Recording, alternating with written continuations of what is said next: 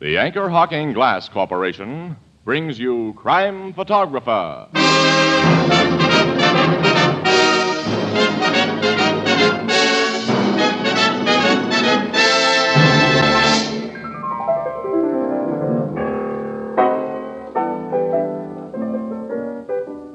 Hello, Ethelbert. What are you reading? Hiya, Casey. I'm just brushing up on the baseball scores. Was that so? I didn't know you were a baseball fan. Oh, sure, I follow the Dodgers every year. Who's your favorite team, Casey? Well, I usually root for the Yankees. How about you, Tony? Who, me? Why, naturally, I root for Anchor Hocking, the most famous name in glass.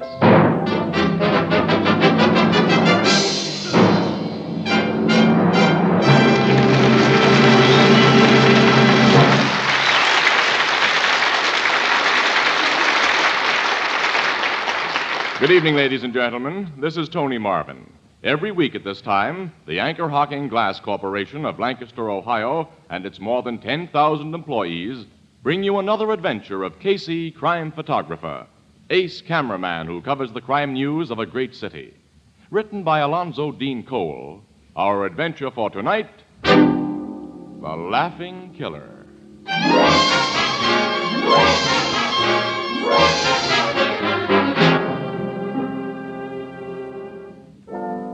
Midnight, and the Blue Note Cafe is doing its usual brisk midnight business. From the service end of the bar, a waiter beckons to Ethelbert, the head bartender. What do you want, Walter? The guy at that table by the wall wants another drink, Ethelbert. How about it? He's lit to the eyes. You better collect his bill and ease him into a cab. Okay. Wait a minute. Huh? His face is familiar. You know who he is, Walter? No, he's a new one to me. I can't place him, but he's a clean-cut looking guy. Yeah. See, he gets a right cab, Walter, with a driver you know, huh? Okay, if I can get him out and into a cab. Hi, Ethelbert. Well, Casey. Hello. Evening, Miss Williams. You Hi. two just put the paper to bed? Yeah, nothing to do now but go home and get some shut-eye. Oh, and how I'll go for that. Oh, I'm You tired. and me both, Annie. Ethelbert, give me a pack of cigarettes, will you? Same old brand? Sure, same old brand. What do you think? Here. Pick up what you need. Why you got a bullet mixed up with that silver? A bullet. Oh, Captain Logan gave that to Casey today. Yeah. This .32 caliber shell was in an automatic that killed a guy last month, pal. Casey helped Logan get the killer, so that cartridge is to remember him by. A little slug just like that bumped someone off, huh? A .32 is big enough when it gets inside you. pal. Don't go into details. I can imagine. I don't want to go home. Look, I want another drink. please, mister. Oh, no, I don't want to go home. One of your customers isn't listening to reason, Ethelbert. Ethelbert, hey. Isn't that drunk Arty Maddox? Arty Maddox? Yeah. Sure, I knew I'd seen him before. When did he get out of the big house, Casey? Last month on parole. I meant to look him up, but I haven't had time. You mean that nice-looking man is an ex-convict? Yeah, and he was sent up for murder, Miss Williams. Well, not quite. That was manslaughter. A lot of doubt that he was guilty even of that, too. That's so. What? His case was hot news before you come to this town, Miss Williams. Arty Maddox was an orchestra leader. He had one of the best sweet bands in the country, Annie. Before he met some dame who calls herself Gypsy Hibbert. Gypsy Hibbert. Oh, the big blues singer. That's right. Yeah, you can shorten the gypsy part of her name to plain Gyp. That'd describe her better, too. What happened? Well, she was singing in a roadhouse, and Arty heard her. He hired her and gave her a feature spot with his band. Then he went nuts about her and wanted to marry her. But she just kind of strung him along in order to meet more important guys. One of which was Phil Blaney. At that time, Annie, 5 years ago, Blaney was the big shot in the gambling racket here. You mean he had the spot that Lou Carboni has now? Uh-huh. Oh. Carboni then was merely Blaney's first assistant. Well, Blaney went for the gypsy gal in a big way. One night, the cops got a phone call from Gypsy who said there'd been an accident in her apartment. When they got there, they found Blaney with a bullet in his head, and Arty Maddox was in the apartment. He said Blaney had pulled a gun on him, that there'd been a struggle. The gun went off in Blaney's direction. Of course, Gypsy told the same story. A lot of folks, including the cops, were more than half convinced it was she who'd really shot Blaney in cold blood. And that Arty Maddox told the story he did to protect her. Yeah. But she came out of the mess undamaged, and poor Arty went to jail. And he hadn't been in the big house 6 months when Gypsy Hibbard married Lou Carboni, who'd fallen heir to Blaney's racket. Nice girl. Yeah. So nice that even a rat like Carboni couldn't stand for her long. They separated a little while afterwards. Gypsy got a divorce and heavy alimony. Well, Arty Maddox is out on parole now. That's all. I don't want to go home. Except that he won't stay out if the parole board hears he's getting plastered. If those waiters are going to get him out of here, it looks as though they'll have to carry him out. Hey, maybe I could straighten him out. Oh, now, Casey, don't start one of your Boy Scout acts. Walter will put him in a cab, Casey. Well, what happens after he's put out of the cab? I'm going over Leave me there. alone. I don't want to go home. Now, look here, mister. I'll take care of him, Walter. What? You know this guy, Casey? Sure. Remember me, Arty? Sure. You're a cop, ain't you? No. I'm no cop. But you know, it wouldn't be good if a cop saw you right now. A guy on parole is supposed to behave himself. I'm not doing anything wrong. I'm just celebrating something. Something awful funny that's happened. You never guess the funny thing that's happened. Well, suppose I run you home, huh? You tell me about it on the way. I'm not going to tell you. I'm not going to tell anybody. But you can read about it in the papers tomorrow. Okay, but let me take you home anyway. Now, you can read it in the papers. Hey, say, you work on a paper. I remember you now. You're Casey. That's right. Hey, Casey, good old Casey. I'll buy you a drink. No, mister. wait a minute. Hey, wait a minute. We'll have one later. You got a bottle at home, Arty? Sure, I got a bottle Well, at that's home. fine. Suppose you take me there and we'll have a talk about old times, huh? I'd like to talk tonight. I'd like to talk. Where are you living? Buckingham Apartments. It's 6th Street, number 614. 614. 614. All right, that's fine. Well, let's go then. Come on. You're not just trying to get me out of here. Of course not. Come on, pal. Come on. Okay. You know, the funniest thing happened tonight, Casey. The funniest thing.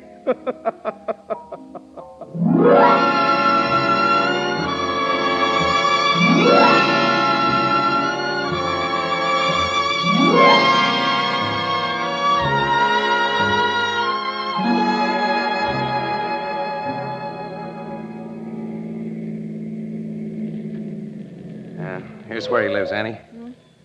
If I can only get him into his apartment. What'd he do, give you the number before he Yeah, passed? 2B, second floor. All right, here goes. Hey, you're not going to carry him. It's the only way he can be moved. But this is a walk-up place, Casey. The Oh, stairs. poor guy isn't heavy. Open the door for me, will you, Annie? Oh, all right, sure. I'd better come along and help you with the apartment door, too. Yeah, if you don't mind, honey. Gee, this is an awful cheap-looking place. Well, guys don't usually come out of prison heavy with dough. Well, I wonder what's he living on? Dixie Trumbull, the songwriter, was always Artie's closest pal. Imagine Dixie's putting him up for...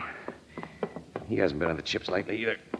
There, here we are. Here's 2B. You'll have to go through his pockets and find the key. Yeah, I'll prop him up right here. Annie. Funniest thing happened tonight. Hey, snapping out of it, Casey. Funniest thing. Uh-oh. Passed out again. I wonder where he carries his key. Annie. Huh? Look at this. Automatic pistol. This was in his pocket.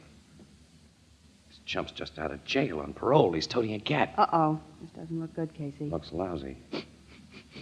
Hey, Annie. Yeah? This gun was fired not long ago. Fire. Yeah, smell it. Yeah. Wait a minute. Let's look at the clip. Yeah. One cartridge missing. What do you think? Your guess is as good as mine. Funniest thing happened tonight. Funniest There, thing. I found his key. Here, Annie, unlock the door, will you? Yeah, okay. I'm going to snap this guy out of his daze and ask him a few questions. All right, switch on the lights. Oh, yeah. Here we are. How are you going to make him talk? There now. You find some coffee in that kitchenette, will you, Annie, while I hold this guy up? Yeah. Make a pot of triple strength while you're doing it. I'll be ducking this guy in a cold bath. Okay. All right, now, Arty. You come into this bathroom. Get those clothes off you. The funniest thing happened tonight. Yeah. Maybe it won't seem so funny after you hit this cold water.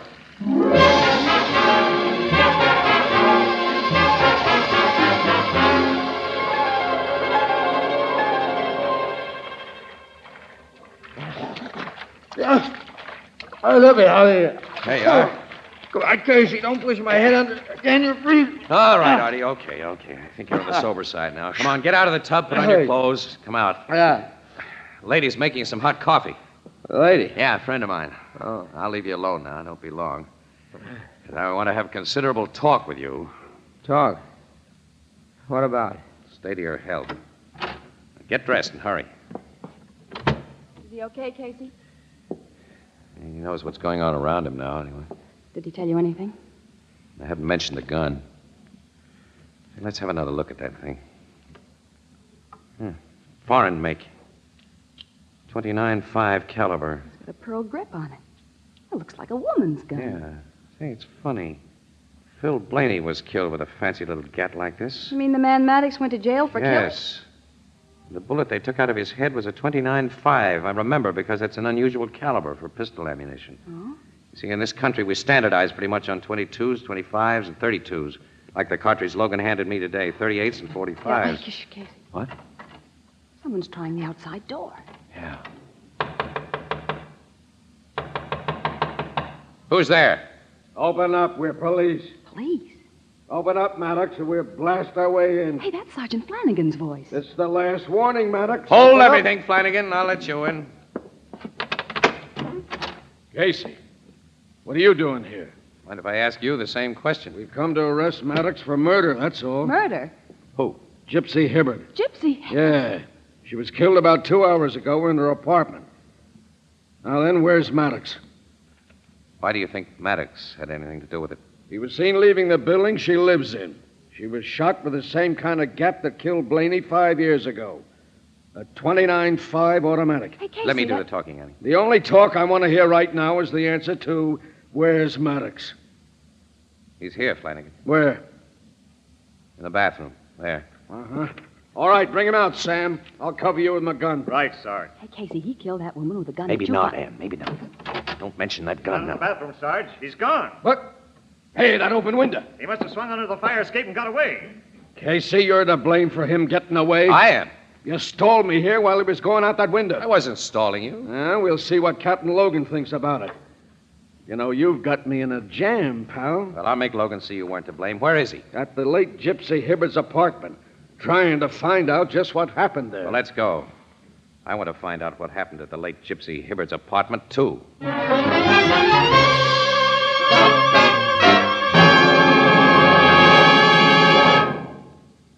Mother's Day has become a fine American tradition, and many Americans make it a point to show their appreciation of Mother's role as homemaker by sending her bright flowers and also practical gifts, useful items to lessen her work and increase her enjoyment. And that's why a complete set of Fire King oven glass is so appropriate. As an experienced homemaker, she'll tell you how much better food tastes when baked in Fire King oven glass, and how tempting is the appetizing, clean look as the piping hot food is brought to the table. And as for cutting down her housework, well, Fire King oven glass cuts dishwashing time by a full 2/3, for you bake, serve, and reheat food in the same casserole or baking dish. Fire King oven glass has a beautiful pale blue color which adds charm to any table. Every piece is guaranteed for 2 years against oven breakage. Now, you'll find complete sets at your favorite chain, variety, hardware, or department store. The ideal gift for Mother's Day or any day. Fire King oven glass is a product of Anchor Hocking, the most famous name in glass.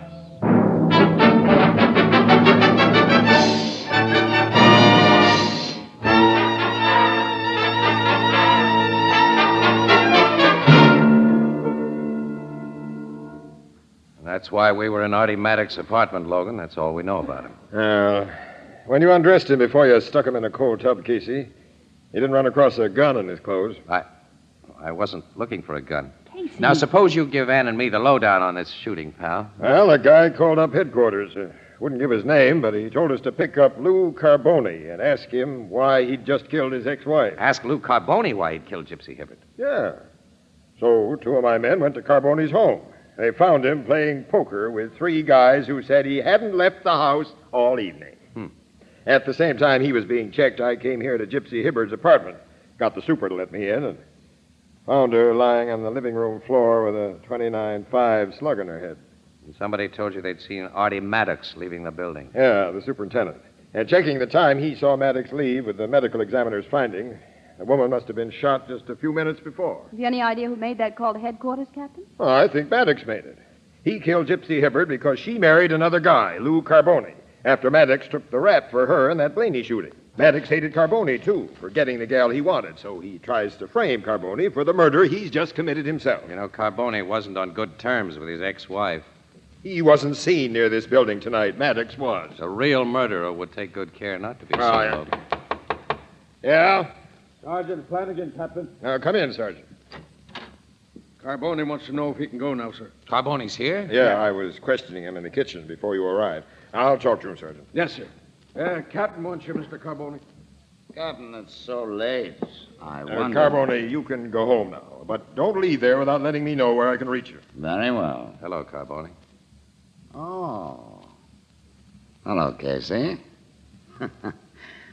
Sergeant Flanagan tells me you helped the murderer of my ex-wife make his escape tonight. I don't believe Flanagan told you that. That I didn't, Casey. All I said was... No, don't take me seriously. I was only kidding. Doesn't seem like a good time for kidding. You're in a spot, Carboni. What do you mean by that? Can't you figure it? Why, you... Never mind. Go on home, Carboni. I'll see you tomorrow. Okay. Perhaps you'd better tell Casey about my alibi, Captain. He has told me. It's a very good one. Good night.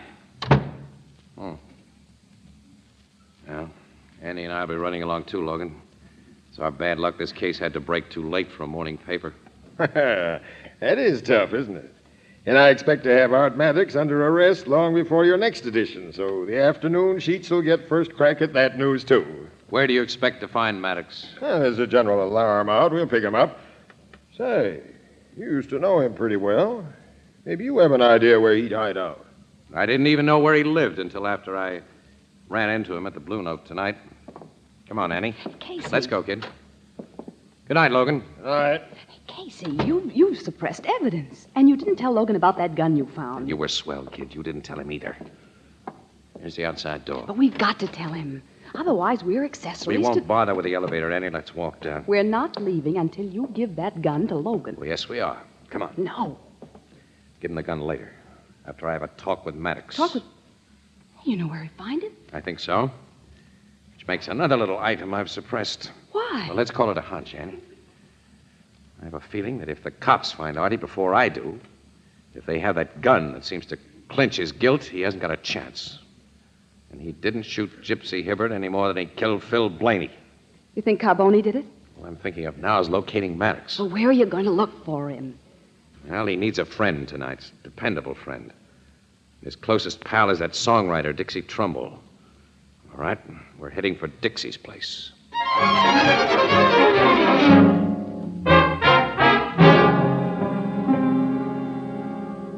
I ain't set eyes on Arty for 2-3 days, Casey. On the level, he ain't here. Oh, listen, Dixie. Miss Williams and I want to help the guy. He needs help. Don't give me a wrong steer. Well, I don't know what you're talking about, and I got no idea where Arty is. It's okay, Dixie. Hello, Arty. Why, you said not to let anyone know you were here. Casey's my friend. Yes. This should convince you of that, fella. Oh, the gun. I figured you'd found it on me. And Casey didn't tell the police about it. I'll take the shells out of it. Put it here on this table until you tell me what to do with it. What does the gat mean, Arty, and what's the stuff about cops? I haven't told you, Dixie, because the less you know, the less trouble you'll have. I'll go out and take a walk for half an hour. Please, Dixie. Okay, pal. Guess you've got a good reason for asking. I have. That's all I need to know. See you later. I can't have him mixed up in this case. He's too grand a guy. This apartment of his was the only place I knew of to go after I ducked out that bathroom window. I spent 5 years in prison. I can't go back there. I heard the cop say he was looking for me. I lost my head. What were you doing at Gypsy Hibbert's tonight? You don't think I killed her? I'd have given the cops that gun if I had. And told them to look for you here. Come on, let's have the lowdown. Okay. You know, I was crazy about Gypsy before. Yes, I know. Yeah. Well, after I came out of jail, she wouldn't see me or even talk to me over the phone. Last night, I made up my mind I'd see her. I had to. Then, it was funny. It's the funny part we want to hear about. Well, I sneaked up to her apartment. A guy in stir showed me how to pick locks, and I sat in the dark waiting for her to come home. Finally, the outside door was opened with a key. It was Lou Carboni. Carboni? Yes, he sat down in the next room and waited in the dark. Then the door opened again. It was Gypsy this time. He told her why he'd come to kill her. Then I watched him do it. You watched Why him? did Carboni kill her? It was funny, Casey. It was so funny I couldn't raise a hand to stop him. Come on, hold on to yourself, Arty. What did he say to her? She had been blackmailing him, threatening to tell the cops it was really Carboni who killed Blaney. Carboni killed Blaney. And I had taken the rap because Gypsy told me she had killed Blaney. She was protecting Carboni then at my expense. Then she married Carboni, and they got to hate each other. And tonight, he killed her while I was there to watch. Wasn't it funny, Casey? Wasn't it funny? Come on, Arty, cut it out. What happened after Carboni shot her? Come on, Arty, pull out of it. Pull out of it. He wiped his fingerprints off the gun. He put it in her hand to look as though she'd committed suicide. But he didn't know I was watching. Then he let himself out the back way. I realize now it was a crazy thing to do, but I picked up the gun. I put it in my pocket. I thought he'd spoil his suicide setup. Then I got out of the place. I phoned the cops to pick him up. Arty, no jury's going to believe the story you've just told us. I know that. But Carboni's not going to be free and alive while I pay for another murder he's committed. What do you mean? I got another gun before I came to Dixie's. You see, I'm going to kill Lou Carboni. Arty, give me that gun. Keep back, Casey. I'm going to kill Carboni today before the cops can find me. Don't be a fool. You've just said no jury will believe my story. Give me that gun. Keep back. You won't shoot me. Not to kill you. I'll let you have it. He will shoot Casey. Look out. Okay, Arty. Now, you two get into this clothes closet. I'm sorry, but this is the way it's got to be. It's a foolish way, Arty. It's the only way. No! Let me go! Casey! Give me back that gun! Not a chance. I never figured you for a killer, Arty. You're not going to louse me up by shooting Carboni or anybody else. Thanks, Casey. Hey. Drop the gun you just took from him, Casey. Drop it. Carboni. Guess there's nothing else I can do, Carboni. Thanks. Now all of you move back against that wall. You see, Maddox? Like Casey, I figured you'd hide out with Dixie Trumbull. Why did you come here? That gun I planted beside my late wife's body wasn't found there. And I leave nothing to chance. When your bodies are found, Casey, it'll be thought that Maddox killed you and this lady before committing suicide. Same old gag. The gun to be found in Arty's hand. Same as you meant that one on the table to be found in Gypsy's. It's always a good gag before a jury. And I'll use the gun on that table, the one that killed my former wife. Then there'll be no doubt that you did all the shooting, Maddox. You keep quiet, Arty. He'd better. Sweet little gun, this 29.5 automatic. Always liked these imported gaps. Well, you take the first slug from it, Casey. What's wrong? That 29.5 isn't loaded, Carboni. The shells are in my pocket. Give them to me. You can't hold your other gun and load the automatic, too. You can load it. With its barrel pointed at Miss Williams. If you make a single phony move. All right. I know when I'm licked. Take the gun. Put a shell in its chamber first. Okay. Now load the clip.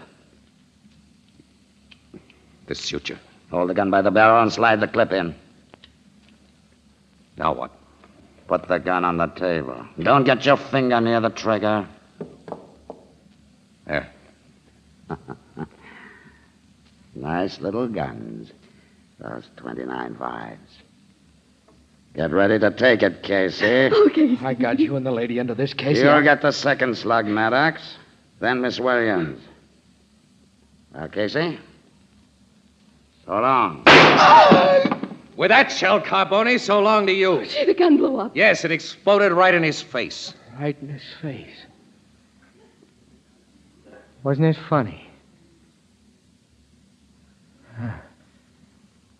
Wasn't it funny?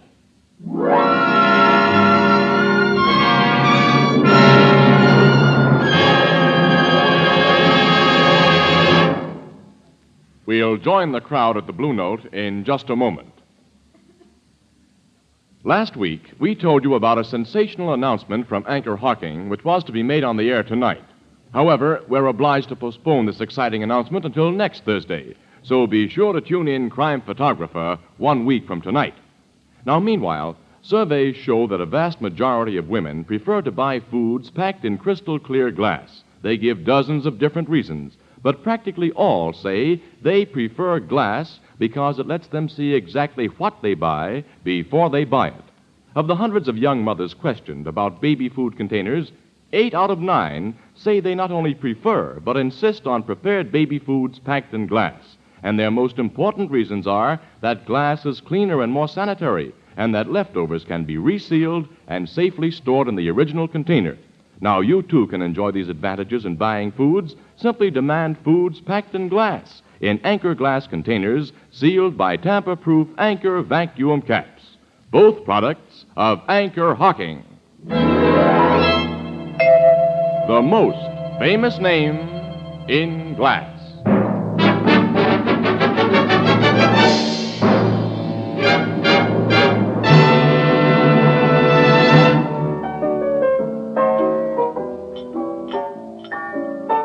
Well, the explanation, of course, is very simple, Ethelbert. You see, I forced the .32 caliber cartridge Logan gave me yesterday into the chamber of that .29.5 caliber automatic. It wouldn't pass through a barrel that was too small by 2.5 hundredths of an inch. You remember, Ethelbert, that inventor's machine gun that blew up because the shells were too large? Yeah. The explosion didn't kill Carboni, huh? No. He'll live to go to the chair. And as for Arty Maddox, well, the criminal record he never deserved is being wiped off the books. So he'll just live again. Funny, wasn't it? Yeah. Funny. Very funny.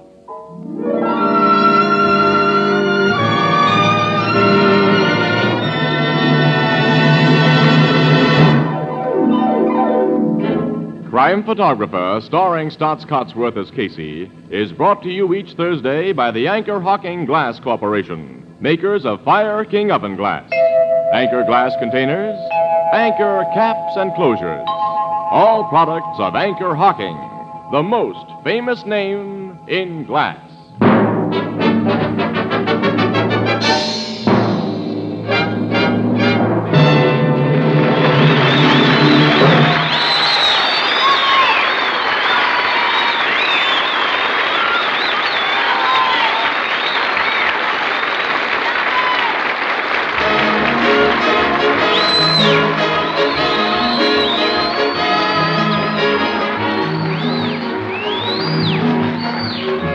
Crime Photographer is directed by John Dietz. The original music is by Archie Blyer, and the program features Miss Jan Miner as Anne and John Gibson as Ethelbert.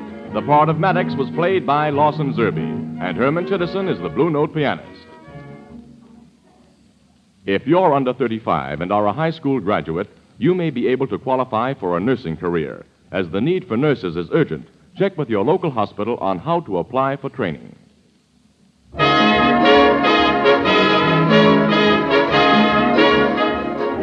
This is Tony Marvin saying goodnight for the Anchor Hocking Glass Corporation of Lancaster, Ohio, with offices in all principal cities of the United States and Canada. Thursday night on CBS is the biggest show in town, so stay tuned for exciting dramatizations on Reader's Digest Radio Edition, which follows immediately over most of these stations. This is CBS, the Columbia Broadcasting System.